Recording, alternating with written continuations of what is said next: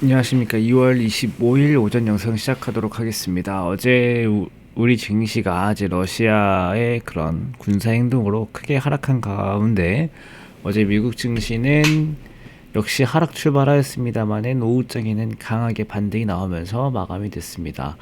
특히 나스닥이 마이너스 3%로 시작을 했다가 플러스 3%로 이제 마감이 된 만큼 강하게 반등이 나왔고요.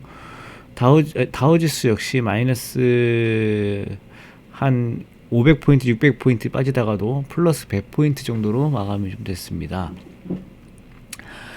그러면 뭐 전쟁이 끝났냐라고 이제 생각할 수도 있는데 전쟁이 끝나진 않았습니다. 전쟁은 역시 현재 진행 중이고 역시나 핵심은 전쟁이 있는 게 아니다라고 볼 수 있을 것 같아요.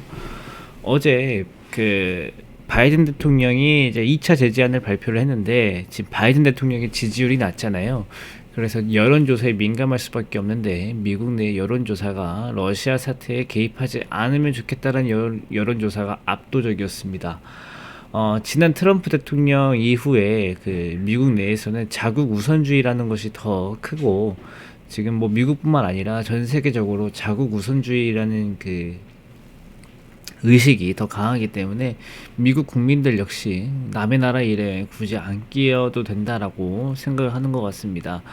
그것도 그렇지만은 지금 미국에서 가장 큰 이슈는 물가이기 때문에 괜히 물가만 오른다라고 생각하는 것 같아요. 그래서 2차 제재안에는 러시아 항공기에 사용될 수 있는 반도체 수출 제한, 그 다음에 러시아 공산당 간부에 대한 미국 자산 동결과 같은 내용을 발표했는데 그래서 궁금한 점은 푸틴 대통령 자산 동결은 없습니다. 예.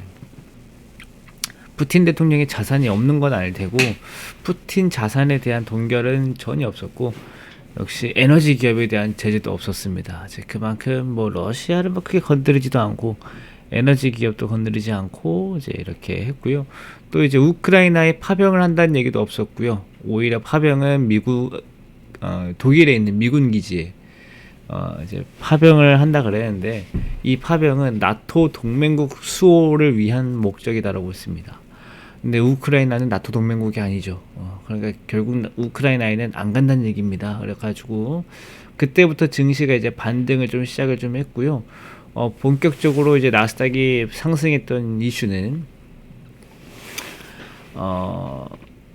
금리 인상과 관련된 이야기였습니다.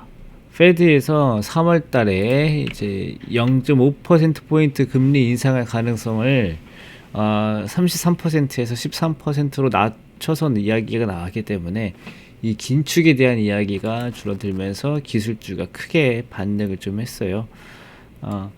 그래서 저는 사실 여전히 생각하는 것처럼 뭐 지금 시장의 문제가 전쟁이 있다고 생각하지 않고 물가, 금리 여기에 초점을 맞춰서 봐야 된다라고 생각을 좀 합니다.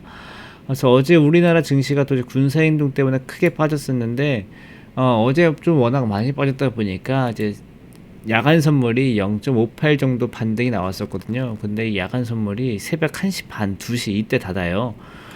미국 증시가 보면은 새벽 3시에 반등했거든요. 그러면은 미국 증시 반등한 게 어제 야간 선물에 반등이 안 돼가지고 우리나라는 적어도 최소 1에서 2% 이상의 반등이 오늘 나올 거다라는 이야기를 좀 할 수 있을 것 같습니다. 그래서 뭐 역시 뭐 미국 증시도 저점을 깨지 않고 반등했던 것만큼 우리나라도 최근에 형성한 저점은 지켜줄 거다라고 보이기 때문에 너무 뭐 어제 시장 하락했다고 뭐 전쟁 중이라고 너무 미래를 뭐 비관적으로 볼 필요는 없을 것 같습니다. 네, 그러면 오늘도 역시 전쟁은 핵심이 아니다라는 이야기 말씀드리면서 마무리 지을게요. 오늘도 고생하시고 이따 오후 때 뵙도록 하겠습니다. 감사합니다.